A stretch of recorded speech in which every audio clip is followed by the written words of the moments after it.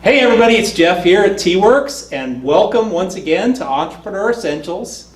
And I wanted to introduce you to my friend Gallico. Hey Jeff, how are you doing? I'm well, and we are, this is our second interview actually, so we've done one other interview, so you can always go back and look at the other one as well.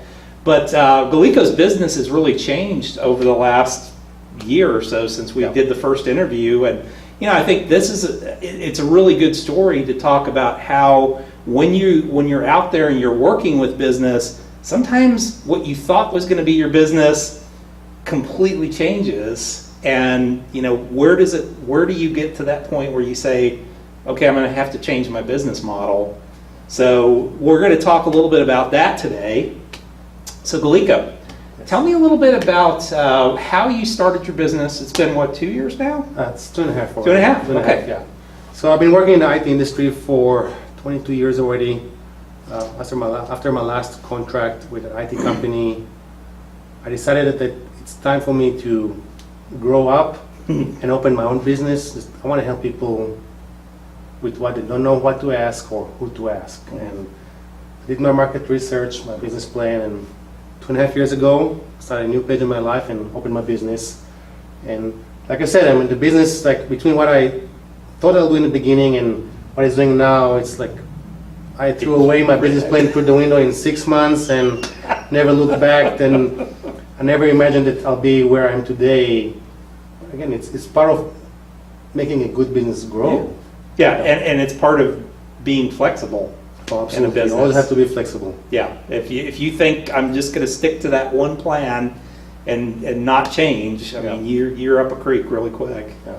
I mean, the business is growing because I have demands from my clients that I'll do stuff that in the beginning I didn't think I'll do. Yeah. I mean, if you're good at your job, people want to work with you because they trust you, not necessarily because what you can do. Yeah. But as the business grows, I'm like, can you do A? Can you do B? Can you do C? I'm like, let me check, let me research. It's a chance for me to grow personally, educate myself about what's trending in the market, how I can make my customers like satisfied and happy. And then if I can provide this service in a 100% the best way possible, I'll go this way. And this is the flexibility. As a business owner, you have to have this flexibility. I mean, you're going to leave your comfort zone so many times to learn some stuff. You're going to fail, and you're going to get up and try again and fail again and get up. Eventually, you're going to nail it, and you're going to do it. You just have to put your mind and effort into that. You'll get there. Yeah. I think I did a presentation the other day, and I had a quote from Winston Churchill that said, "Success is managing all the failures in your life and maintaining a positive attitude about them." You always have to. So, what was that change? So, where was that change from the original business plan to where you're at today? So I think it came after my first year in the business. I started as mainly residential, and that was my main focus. Close to my first year in the business, I started to get like really like small businesses like onesie, twosie. But as they started to grow, they reached out to me. I need more stuff. I need more support, more complicated stuff for me to manage. And I'm like, let me check. It took me like a couple of months to reorganize myself, my company, my resource, and I'm like, I'm gonna do that. Literally jumped into like uncharted territory for me. I learned as I did my clients, help them grow. But as I grow, their needs are growing, and now I'm like, and they refer new business to me that are more clients, more complicated issues, and I'm like, okay. And again, they asked me if I can do that. I'm like, okay, back into the water. Yeah. Dive again, learn new stuff. I started doing now 12, 15, 20, 25 users company, something that I would never imagine I'll do a year and a half ago. But as the demand comes, I'm going to take the risk, and I'm trying to do that. Tell you that I'm always doing the best job, I'm doing my best. I'm going to fail, but as you say, we learn from our failure. Yeah. Well, but I think, the thing that's impressed me, and Gallico actually manages our network here at T-Werx Yeah. and is also designing our network for our new location out in 4 Points. The thing I am most impressed with you is, I basically threw you into the deep end with this one because we have a very complicated system Yes, you that are. we run here, and you have owned that thing. I mean, you figured out how everything works, looked at all the different possibilities, reached out to the company in London, of all things, and found somebody that could really help get it configured correctly and all that, which not necessarily with our previous company that we worked with. So that's the thing that impressed me most, and I knew I'd made the right decision there. Thank you. Was you've put every bit of effort into it to make sure it was right and done on time and done right. And I appreciated that. I take pride in my work. I mean, I love my job. Mm. It's very important for me to give the best possible solution for a client. Multiple times I referred clients to other vendors that I know that if I can only give 80% and not 100%, I don't want it for myself from other clients, so I'll just give them to someone else, and it's okay. And the funny thing is, like, some clients that I gave away 2 years ago are coming back to me now. It's like, we heard about you growing and your quality of service, and we want you back in our life again. I'm like, okay, now Now I've grown enough, I can come to take you. you. And it's like always like I look at it like a strange karma. You give it in the beginning to other people. Now, some of them are like out of business now, and I'm like, I'm growing my business like crazy. I'm like, okay, I can have you back, but that's always, it's a strange circle for me in this case. Yeah. Well, but I mean, the other thing is you're always out there in public.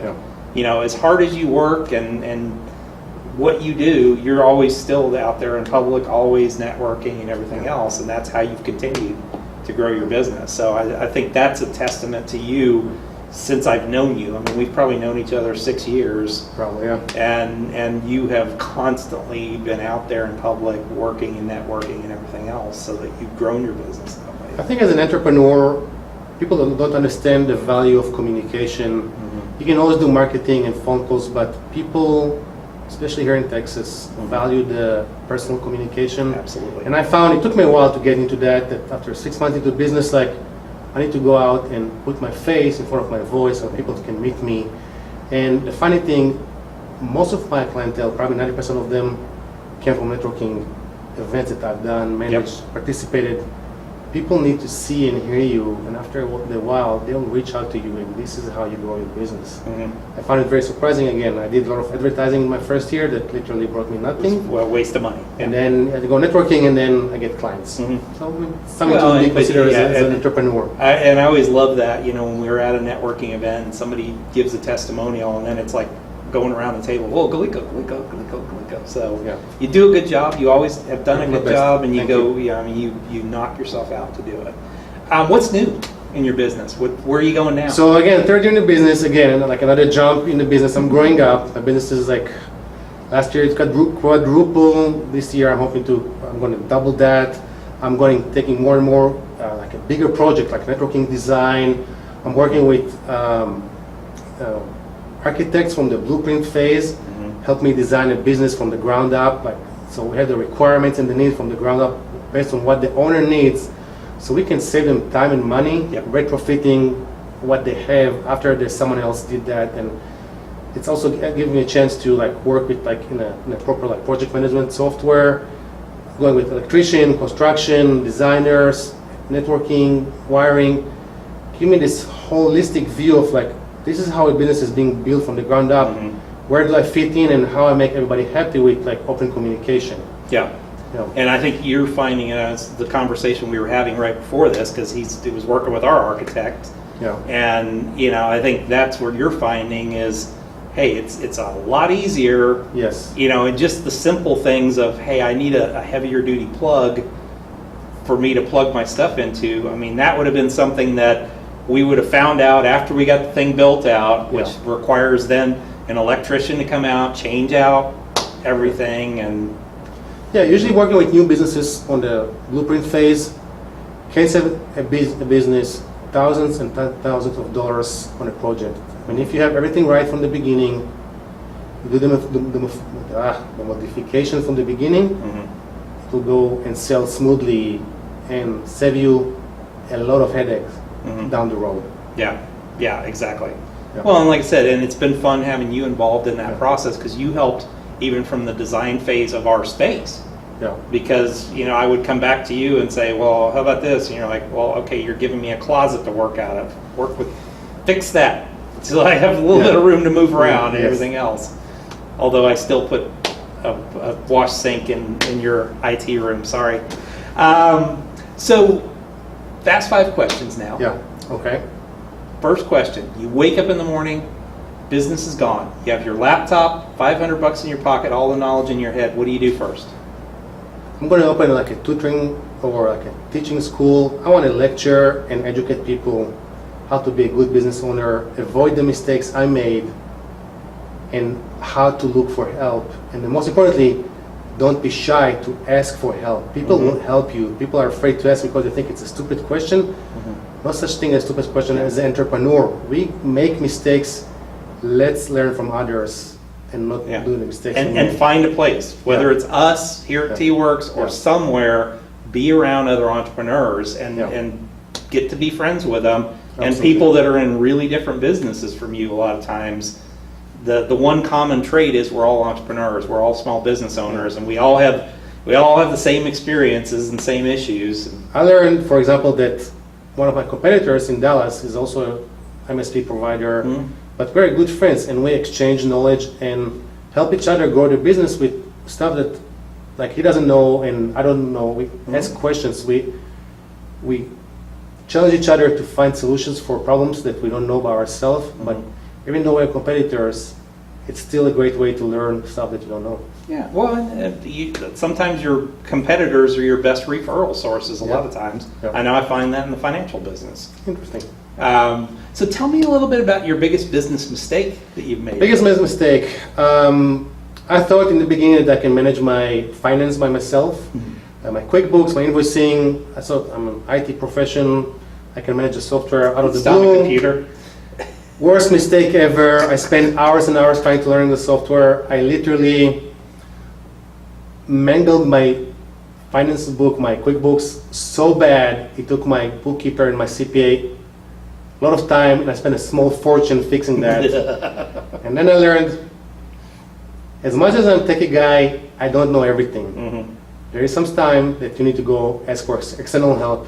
Even if you don't have the money, put the money, because then it will cost you more down the road. Yeah, I totally agree with you. Super expensive mistake for the beginning of my first year. Bob, my bookkeeper, that was the best money I've ever spent. Yes. So, what is a good book that you would recommend for an entrepreneur? Oh, for entrepreneurs. The Steve Jobs book, I forgot the name, talks about his life, his early life. Jobs? Yeah. Steve Jobs, founder of Apple. A little thing. Again, also, just the modesty. Everybody wants to be a manager, an entrepreneur.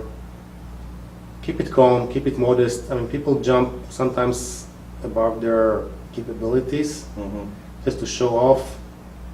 People see that. You just have to be aware of that. You can see who is just playing and who is the real person.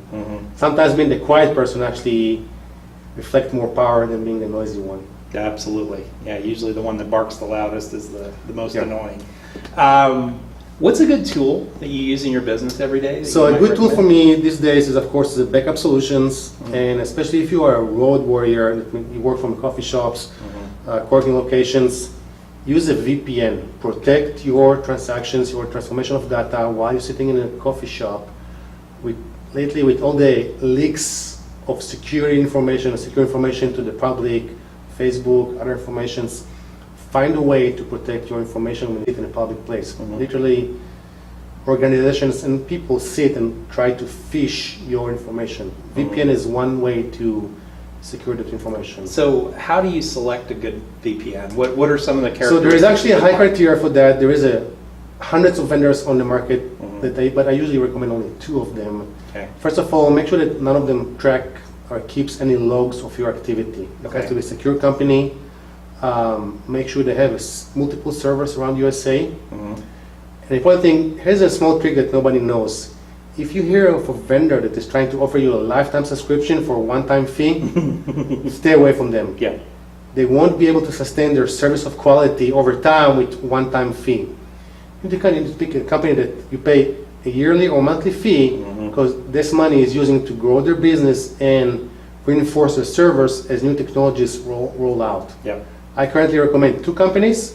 The first one is called PIA, Okay. Private Internet, forgot the acronym for that. Another one is called NordVPN, like Nordic. So very good companies, very, very secure. They're not cheap. They're around $60 a year, Okay. but worth every penny. Yeah, but I mean, $60 a year to protect your data. You'll be surprised what people save money on. I know. Step over dollars for dimes. Yes. So how does somebody get a hold of you, Gallico? So probably the best way to get a hold of me, of course, to my website. It's going to be www.topmac.guru. That's GURU, or 512-827-8352. Excellent. And down below me is our show notes page, and Gallico's contact information will be there as well. Thank you. Thank you very much for having me, Jeff. I had a Good for the blast, second yeah. time around, getting to hear a little bit more of that. You know, like I said, it's a perfect story of, Yeah. man, you think you're going this direction and you have to tack completely in a different direction. And, Yeah.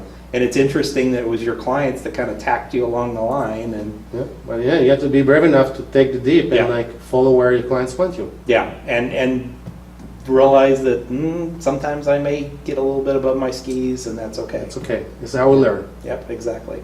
Well, thanks a lot, my friend. Thank you for having me We again. appreciate it, guys. Subscription button down here. Make sure you subscribe to the channel, and we will see you back here next week. Thanks, and have a good day.